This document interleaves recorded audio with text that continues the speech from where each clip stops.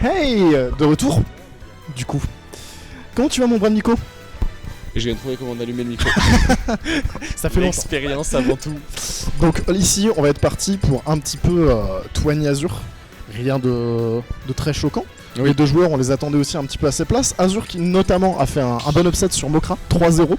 On n'attendait pas ça par contre. Franchement, Azur qui a vraiment été c'était pixel solide là-dessus.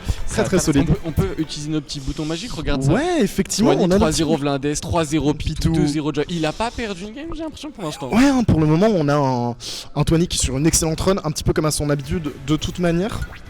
Et écoute, le mec est juste trop fort en fait, le mec est trop fort. Ouais, il est vraiment monstrueux. On va voir ce match-up qui s'affiche là. Villager contre Snake. Ouais. Est-ce qu'on a peut-être des récents sets entre les deux? On doit avoir ça, on doit avoir quelques récents sets. C'est Hexagone en 4, faveur de justement. Twani. Ouais. Twani 3-1. Ouais, parce que Azur elle vient plus forcément au weekly clermontoise, Oui. donc ils ont moins l'occasion de se rencontrer ces derniers temps. Oui. Mais ça a toujours été un petit peu à l'avantage de Twani qui connaît le match-up. De toute façon, les deux connaissent quand même assez bien. Ils ont joué souvent à l'époque où Azur était à Clermont, etc. C'est ça. Mais on a toujours un petit peu cette avance de Twani sur le match-up, cette avance générale de toute manière sur Smash en général. Hein. Twani, c'est un joueur qu'on présente plus, qui va très souvent en XT, qui fait des très bonnes perfs.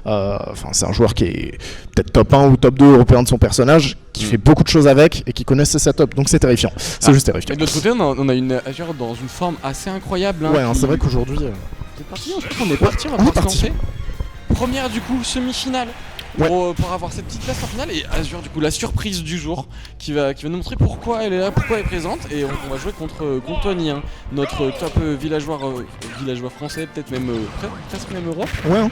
Donc écoute, ça va être très intéressant. On va commencer directement, on va mettre en face de l'edge trap, mettre un petit peu de pression. Cette pression qui va être faite avec ses fers, avec ses backers, c'est des pourcents qui vont être grattés. C'est de l'avantage positionnel, ça peut être compliqué à gérer pour un Snake si on n'est pas bien positionné en fait. C'est ça, en plus on a un personnage qui est villageois qui est extrêmement bon en anti-approche, qui peut mettre beaucoup de projectiles comme tu disais. Et là il va falloir faire attention à cette phase de juggle. Pour le moment ce sera l'avantage d'Azur qui va pouvoir trouver des petits backers. Le downer of Toshi qui sera pris par un air. Et là très bon pari pour faire exploser la grenade. On va rester aware hein. Cependant du côté de Twani on n'a pas forcément envie de se faire gratter parce qu'on sait qu'on a un personnage assez léger. Et sur un up tilt on pourrait voir notre stock partir très vite. Donc pour le moment on va garder un petit peu ce contrôle du terrain. Très bon grab ici, ça va faire exploser la grenade et on va gratter des pourcents petit à petit. Donc là pour le moment c'est plus Twani qui est dans une position plutôt correcte. Et les pourcents ça va vite, on connaît Snake, on connaît sa faculté à l'edge trap et à prendre des stocks comme ça très rapidement. Il suffit d'un mauvais landing, voilà, on a trouvé directement ce saut, hein. On en parle, PR direct, ça enlève cette stock, ça met de l'avantage. On va trouver ce joli dair sur la tech chase, suivi d'un autre dair, petite grenade, on met la pression hein, tout de suite. On a mis ce C4 sur la plateforme. Là on va trouver une max throw pour renvoyer ce Snake en dehors du terrain. Cependant on sait qu'Azur elle aime bien les Rico High et c'est ce qui va lui permettre de rester en vie aussi hein, parce que Twani n'a pas forcément beaucoup d'outils pour aller la chercher très haut non plus. Là va falloir faire attention, on va voir le jab, l'arbre il va peut-être nous protéger un tout petit peu, se faire un peu greedy, mais s'il était passé on pouvait se le permettre. On peut se le permettre également, on se permettre ces Rico High à chaque fois. Là on se va se faire catch avec une jolie extra, on va pas forcément trouver plus que ça. On force un peu à 50-50 mais en soi on a tous ces mobilités, hein, on a tous ces B-rivers qui te permettent d'atterrir de façon assez safe. Et là c'est très bien ce qu'on fait, hein. On utilise le crouch pour passer en dessous de ses fers, en dessous de ses backers, pas prendre de poke, pas prendre de dégâts inutiles, et on essaye de garder le terrain. On va trouver quand même un coup qui va envoyer hors du terrain et on revient très vite sur le centre. On met vraiment beaucoup de pression, cette top attaque qui leur sort de cette situation compliquée. Et Tony là il va falloir prendre ce kill parce qu'on est très lourd du côté de Snake et on va appliquer énormément de dégâts. On pose ce C4, on met la Nikita, on va faire tout le tour. C'est plutôt bien vu, on veut skip cette phase un peu compliquée. Ouais, c'est ça. Le down tilt il viendra tuer, surtout on voulait pas forcément aller au ledge de l'autre côté parce qu'il y avait un C4 et ça on était au courant. Encore une fois on a vu le C4, maintenant on va avoir un arbre, toujours ce C4 en ledge trap qui va faire beaucoup de choses. Mais une des raisons pour laquelle on joue pas beaucoup avec la Nikita du côté d'Azur, c'est que il y a le pocket. Cette phase avec l'arbre elle va nous permettre de gratter des très bons pourcents et mine de rien on va récupérer un petit peu du retard qu'on avait hein, du côté de Twani. Il va falloir être très consciencieuse du côté d'Azur parce que là si on s'endort trop ou qu'on est trop confiante, et il y a beaucoup de choses qui peuvent nous faire peur. Ça aurait pu vraiment être très fatal, ça aurait été violent, ce reflect, ça aurait appliqué beaucoup plus de dommages, une plus grande éjection, c'était la stock qui partait. On va trouver sur la roll très bien vu, ou sur la dash attack je crois pour prévenir. On va chercher très haut, on essaye de mettre la pression et on est revenu complètement even dans ce match, on va peut-être même récupérer l'avantage. À ce moment là c'est là où Twani va pouvoir prendre un petit peu le lead. On a tenté cette lecture de roll avec le up smash, on va mettre beaucoup de pression dans ces situations de corner, on va chercher très loin, on peut se le permettre, on peut remonter, il y a du lag là, je me suis dit mais qu'est-ce qui se passe? Le C4 je pense qu'on voulait viser le ledge, mais malheureusement c'était pas forcément le mieux. Le up smash qui sera spot dodge, très bonne chose de la part d'Azur ici, qui va donc pouvoir s'assurer un petit peu plus de survie. Là on va Rico en dessous du terrain, forcément on a peur de ce forward smash, hein. On sait ce qui peut en advenir, il peut tuer très très vite. Et là, encore une fois, Azur elle va finalement reprendre toute l'avance qu'elle avait au début du match. Et on a un Twani qui est dans une position très peu confortable parce que t'as un Snake avec de la rage, qui est enlevé. Autant pour moi, il fallait que je parle. Ouais, il fallait faire quelque chose parce qu'on avait vraiment beaucoup de mal à tuer du côté de Twani. On peut gratter grâce à ces bombes. On peut mettre vraiment la pression, cette grenade qui est très forte pour sortir du combo, mais également pour garder du terrain, empêcher Twani de vraiment se permettre d'approcher comme il veut. De toute façon, Villageois, ça n'a pas vraiment envie d'approcher, sauf si c'est pour trouver ce genre de conversion. On pensait à l'air dodge, on essaye de chercher un petit peu plus dans les interactions pour essayer de prendre cette stock au plus rapide. Et en fait, ce qui est assez marrant, c'est que c'est un petit peu un jeu de ping-pong. Il va y avoir une grosse phase d'un côté, une grosse phase de l'autre. Et là, pour le moment, celle qui est dans une grosse phase, c'est Azur qui n'arrive pas à sortir de ce corner.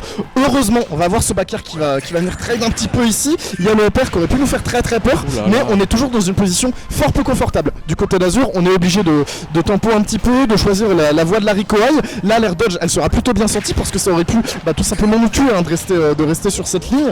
Et là, du côté de Twani, on est de retour au ledge. Va falloir trouver quelque chose d'assez surprenant si on veut pouvoir tuer Azur assez vite, parce que quand la rage monte, un up tilt et une mauvaise approche du côté de Villageois, ce sera la fin. Mais ça va être compliqué, on va se retrouver dans ces situations de la split où chaque moment va être très important. Il va falloir avoir les bonnes réponses, poser les bonnes questions. On reste très très patient, on va poker de ça, on shield immédiatement. Voilà, ces situations, tu n'as pas forcément envie de louper, hein. Tu sais qu'une seule mauvaise décision et tu vas donner une game qui est très importante. Cette première, ça va vraiment dicter un peu le rythme. On a tenté tout frame, on peut remonter et non, là, forcément on a attendu.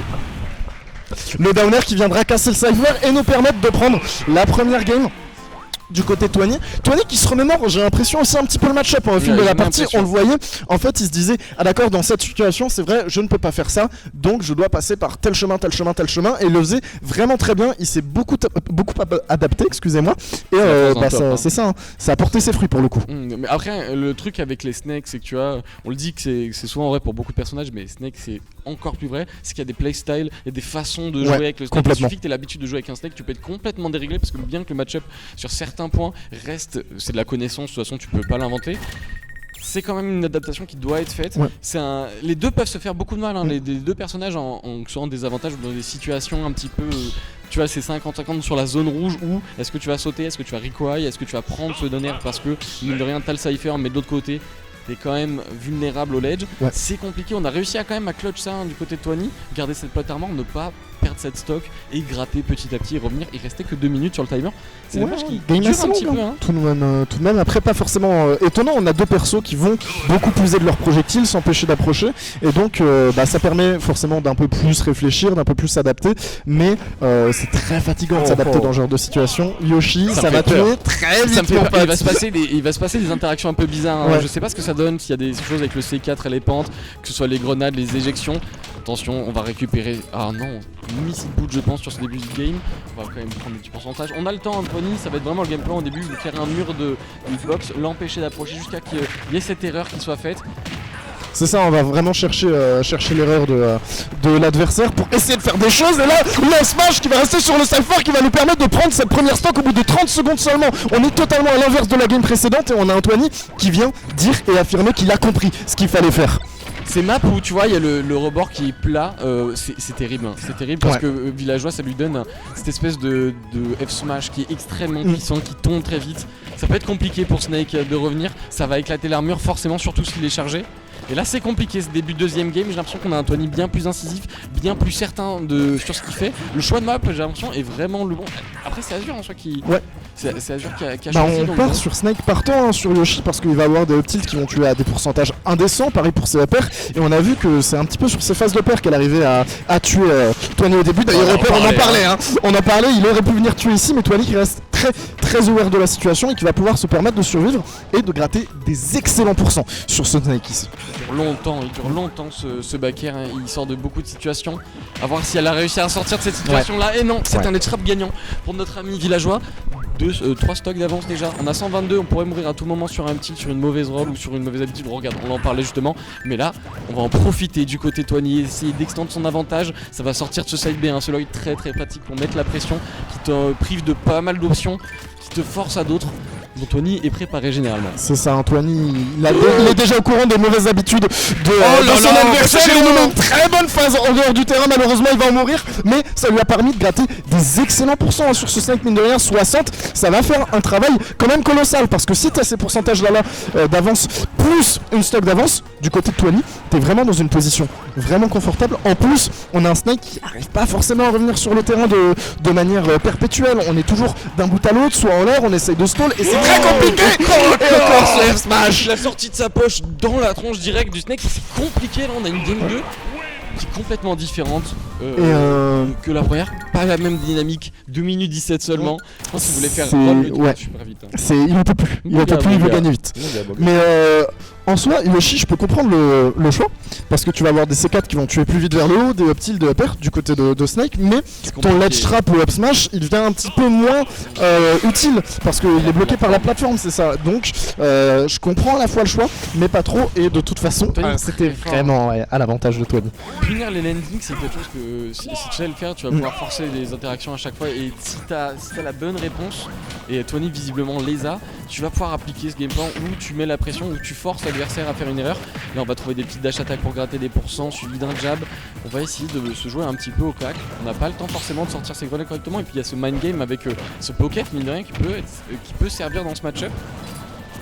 C'est ça, hein. Et si on va attendre sur la plateforme du côté d'Azur, on essaye juste de forcer Tony à venir sur le terrain. On va encore tenter ce F-Smash, mais il n'est pas forcément greedy, parce qu'on a vu qu'il passait très souvent, et de toute manière il peut se le permettre, Tony, parce qu'il a encore de l'avance. On va trouver cette forward throw et on continue de mettre cet Azur en dehors du terrain. Ouais, le F-Smash il est terrifiant, mon pote.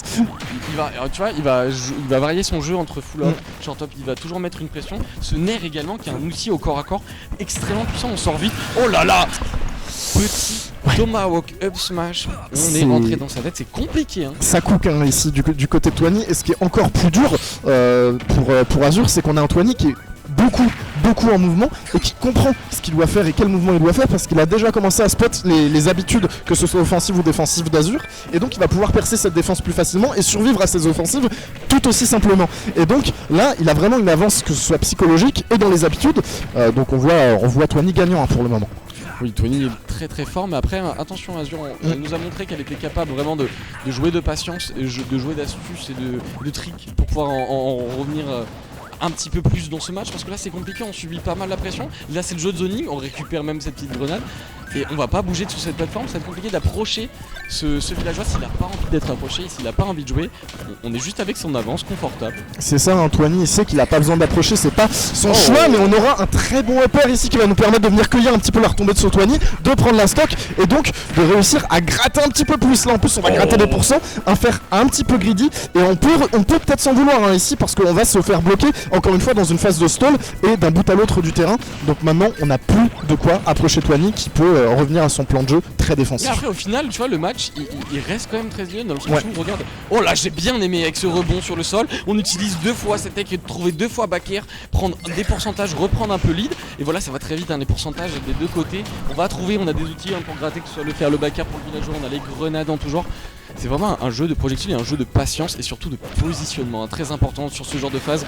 Le centre du terrain primordial pour l'empêcher de lane comme elle veut avec ce genre de remontée très haute. On n'arrive pas à les punir, c'est dommage. Ouais, hein. On a un petit peu de mal, mais parce qu'on Rico aussi un petit peu en variation, hein, du côté d'Azur. On va pas forcément toujours faire le même drift, pas forcément la même hauteur, et encore heureux, sinon on mourrait beaucoup plus vite. Là va falloir faire attention parce qu'il y avait l'âge, il y avait aussi un up smash, très bonne spot dodge qui va nous permettre de garder l'avantage positionnel ici du côté d'Azur. À savoir, est-ce qu'on pourra faire quelque chose en ledge trap? On va retrouver un back air, renvoyer Twani en dehors du terrain, et ici ça peut être très compliqué du côté de Twani parce qu'on va mourir de beaucoup de choses. Oui, Azur sur une assure assez incroyable, c'est dommage, on va prendre ce late back air, on aurait pu trouver peut-être cette stock à ce moment-là, ça va être important. 100% des deux côtés, à tout moment, même si Villageois va avoir un peu plus de mal à tuer, un bon back air bien vu, une Rico qui se fait attraper et ça en est fini de cette stock. On en a besoin du côté d'Azur, on peut survivre très longtemps, c'est l'avantage de jouer un perso lourd comme Snake, cet énorme camion. Ouais, hein, c'est vrai que Snake, on joue aussi sur sa survivabilité. Là, heureusement, ce fer il va pas venir casser le Cypher, on va mettre la petite fusée et la c'est magnifique de la part d'Azur qui va pouvoir trouver la dernière. Resté de marbre derrière, et là on était corner, on est venu chercher en fait ce petit command grab, poser le setup et après t'appliques et c'était fini. 176%, on survivra encore. On va atterrir ici, sur le terrain et pour l'instant on gratte grâce à des petites explosions, 48%, ça peut aller très très vite. On rapa de ça une très bonne DI qui nous emmène au coin de la blast zone. Et là, est-ce qu'on peut trouver quelque chose sur cette phase de juggle? On aura toujours rien du côté de Tony, on va pas pouvoir arracher cette stock. On a un Snake à 200%, il va falloir le tuer à un moment ou à un autre si on veut pouvoir remonter dans cette partie.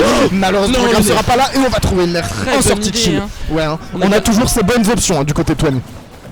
Azur qui s'en sort vraiment bien, on a les buzz. Oh le shield, l'état du shield, on ne peut pas se permettre. On doit prendre ça, ça veut dire qu'on va se faire poke facilement. Heureusement qu'on a été très agressif dans cette situation. On reverse un petit peu le momentum, on se permet un petit peu de gagner du temps. Et on gratte les pourcents et on est vraiment en avantage. On va chercher cette grenade, un whiff, un grab. Ouais, ici on va réussir à avoir la grenade, on va trouver le petit jab, la grenade qui va exploser en sortie de shield. C'est bien trouvé de la part de Tony qui peut peut-être avoir un follow-up. Le backer il va nous mettre dans une position encore une fois assez peu confortable. Et le ledge trap face à Snake, c'est l'endroit au monde où tu as vraiment pas envie d'être. C'est vraiment compliqué Après j'ai l'impression qu'on est à l'affût à chaque fois, on sait s'en sortir. On se positionne très très bien à chaque fois, on atterrit sur cette plateforme de dos. Pourquoi? Parce que le backer à ces pourcentages là peut tuer et on va avoir besoin de ce genre d'outils. On va trouver peut-être le père, ça va durer longtemps, très joli. Sur la plateforme on n'a pas eu peur, on sort cette get-up attack, on sort de cette situation qui était si compliquée. On la grappe, il faut punir ça. Ouais, Tony qui est très patient, en avantage comme en désavantage. Ici on peut peut-être trouver quelque chose. On a un Snake sur une plateforme, on a un arbre sur le terrain, donc une hache potentiellement de sortie. Ouais, il y a des setups de break shield qui peuvent vite arriver. Oh smash, va falloir faire attention. Maintenant on a un shield assez entamé du côté de notre Azur. Et 1 minute 30, on va pas se jouer sur le timer, on est pas loin. On a trouvé la grappe. Et oui, voilà, on s'approche, très très bien vu cette lecture de jeu. On a su rester en shield. Et là à ce moment-là, on s'approche, on se dit, écoute, j'ai un command grab. Tu as fait l'erreur de trop maintenant. C'est Backstro, c'est Snake. Ici on a réussi à se positionner un petit peu mieux, les quelques pixels qu'il nous fallait pour mieux nous positionner, on les a eu du côté d'Azur et on a pu être beaucoup plus patiente et trouver, comme tu le disais, cette backthrow qui est vraiment clutch. Et oui, vraiment cette option est clutch dans le sens où c'est quand même un risque, dans le sens on s'approche, on est sur ce shield, derrière on avait les outils peut-être pour punir. Small Battlefield c'est une map où elle est très à l'aise aussi. Snake ça aime bien ses plateformes, ça aime bien ses setups, et là Azur si on garde un petit peu ce plan de jeu, on peut peut-être revenir dans ce BO 2 à 1, les choses se relancent. On reste quand même dos au mur, mais c'est toujours mieux qu'un 3-0. C'est ça, c'est toujours mieux qu'un 3-0 et c'est toujours mieux que d'être sur Yoshi Story. On sera donc reparti sur SBF, stage qu'apprécie tout particulièrement Azur comme on vous le disait, et Snake aussi, c'est un terrain sur lequel il va se sentir un petit peu plus à l'aise. Là pour le moment on a un Tony qui a l'air d'être un petit peu plus en contrôle de la partie que précédemment et qui va peut-être trouver encore une fois des solutions beaucoup plus rapidement, et on le sait, c'est quelqu'un qui s'adapte très bien, donc on va pouvoir commencer à trouver des petites phases d'avantage, des petits grattages qui seront fort intéressants sur le long terme. Exactement, on a pris quelques informations donc on va pouvoir se servir. J'ai l'impression qu'une fois que Tony est lancé dans... On a voulu vraiment assassiner, attention la sauvagerie. Dès que Tony est lancé en fait dans sa phase d'avantage, généralement s'il dicte le jeu, c'est lui qui s'en sort le mieux. Dès qu'il laisse un petit peu trop de temps et d'espace à Azur, bah vraiment j'ai l'impression qu'elle en est gagnante. Attention à ces reverse par contre qui peuvent coûter très très cher. Ouais, ces reverse ils peuvent coûter cher comme tu le disais, puis surtout t'as pas forcément envie d'être en juggle contre Villageois parce qu'il a beaucoup d'outils pour venir te chercher, mine de rien, que ce soit à la retombée ou en l'air. On a un repère, là va falloir faire attention aussi au C4, très intéressant. On va essayer de le pocket, ça passera pas. On va trouver un downer en out of shield, option assez intéressante pour Snake. Et là on est toujours dans le corner du côté de Tony. On va réussir à reprendre un petit peu de contrôle du terrain et le smash sur le saut. On a beaucoup sauté, on sautait bien, j'aimais bien ces positionnements tout simplement avec le mouvement, mais là on s'est fait lire en fait tout simplement. Tony a décidé d'ouvrir la page côté Azur et peut-être de dérouler. Regarde, on va trouver cette grab, gratter encore quelques pourcentages, encore une fois cette Rico très très haute pour échapper à ces situations de ledge trap dont on n'a vraiment pas envie d'assister du côté de Azur. C'est ça, là va falloir faire attention parce qu'on a un livre du côté de Tony qui pourrait être très ouvert et ce livre s'appelle Azur, donc va falloir... on connaît très très bien. Là sur cette phase de ledge trap de Snake, qu'est-ce qu'elle fait peur. Heureusement pour Tony, on va pouvoir survivre encore un petit peu, mais on a sorti qui va pouvoir arracher la stock. On a plus des bonnes choses. On a encore... des bons pourcents qui ont été grattés sur Snake, le Cypher qui est peut-être un missing put ici. Malheureusement, ça va nous faire nous prendre un pair en plus, donc de bons pourcents. Et il y a toujours des explosifs qui nous reviennent un petit peu dans notre tronche du côté d'Azur. Et mine de rien, de grattage en grattage en grattage, tu te mets à portée d'un kill confirme au backer ou au fer un petit peu trop près. Donc c'est des positions délicates. Attends, là il a vraiment envie de finir cette stock. Après, il le sait, il a pas grand chose pour tuer ce Snake.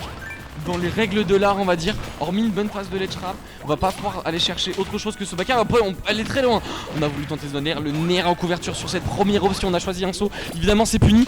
longs B-reverse, comme ça on ne se fait pas avoir ces petites diagonales qui sont faites. Et là c'est fini évidemment, Ouais, là, ce sera très fini. bien vu. Le down smash qu'on avait gardé un petit peu dans notre poche jusqu'à là du côté de Twani, mais on va se permettre de le sortir maintenant. Ce sera le mix-up de l'enfer. On a un tout petit shield du côté d'Azur, ça nous a fait peur, mais il n'y aura pas encore de setup de break shield. On a maintenant une grosse avance du côté de Twani. C'est à Azur d'essayer d'approcher, pendant que lui, Twani, va pouvoir avoir des petits pourcentages de gratte plutôt gratuits. Et oui, on tape encore sur la tech, ça ne marchera pas. Le jeu est un peu cassé, mais c'est dommage, on avait quand même la bonne lecture. On met beaucoup de pression, on va chercher ce jab. On va mettre encore une fois Azur dans une situation qu'elle ne peut pas continuer à vivre, parce que là on se retrouve off stage et c'est compliqué. On a un villageois très agressif, 79% qui sont trouvés. On va chercher ce DR, on veut vraiment finir. Attention, le petit tueur toujours pas, on prend pas tant de risques finalement, à part gratter des pourcentages. On a vu. C'est ça, hein.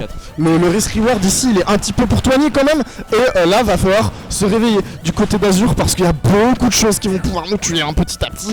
On a les pourcents qui montent, et ça commence à être vraiment la panane. On va trouver la option. On avait potentiellement Damer, très bonne ornage, encore un smash. Et on a un Twani qui est en pétard, il veut en finir au plus vite possible. Il sait que si tu laisses trop de rage à Snake, et bah tu peux mourir très vite. Et ce whiff de grab, up smash, up tilt, excusez-moi, ce sera fini. On en est capable du côté de Snake, on est très fort, hein. C'est un personnage qui est très fort pour faire ce genre de remontée. Il faut avoir les bonnes options, il faut avoir les bonnes idées, les bonnes intuitions, parce que c'est le moment où il va falloir défendre sa place pour aller en winner final du côté d'Azur. C'est le moment clé. Oh non, on ne pourra pas punir dash attack pour essayer de partir de cette histoire. On récupère la grenade, on récupère quelques pourcents. On a voulu l'achever, on met en situation de ledge trap, on récupère. On récupère le smash, ça malheureusement ça fait part en ligne droite. très peur. Et là on a un Twani qui veut du sang, qui veut en finir. On a vu plusieurs smash, va falloir faire attention parce qu'on a encore des pourcentages qui montent du côté d'Azur. Il y a de plus en plus de choses qui vont nous tuer. Heureusement le upper n'aura pas tous ses navets ici, il ne viendra pas encore terminer ce BO. On va trouver cette dash attack, et là sur une potentielle back throw C4, ça pourrait faire le taf. Imagine le nerf. Ça va bien jouer, on allait chercher très loin. Ok, on va bien attendre le baquet, on a cramé le deuxième saut. Très bon attaque en situation de désavantage. Et là c'est compliqué, on peut mourir de n'importe quoi. 77, on a le shield très bas, on attend très bien. Ça poke forcément. On a beaucoup de choses ici, c'est une situation très stressante. D'un côté comme de l'autre, la back throw qui devrait venir tuer. Magnifiquement bien trouvé de la part de Twani, qui sur la roll viendra s'imposer dans ce BO. 3-1, mais un match. Vraiment un match très intéressant. Azur qui nous a montré. Après c'est pas fini, on a encore ce loser, ça va être du côté d'Azur. Là elle est dans une forme où il faut qu'elle continue à jouer comme ça, il faut pas s'arrêter sur cette défaite. On a eu un Twani très chaud, c'est bien adapté, on s'est fait secouer sur la game 2. On est dans une forme olympique côté Twani. À part la game 2, toutes les games étaient vraiment très serrées comme tu disais, et étaient remarquables pour le coup. Et là on aura donc Jin contre Monet Bison.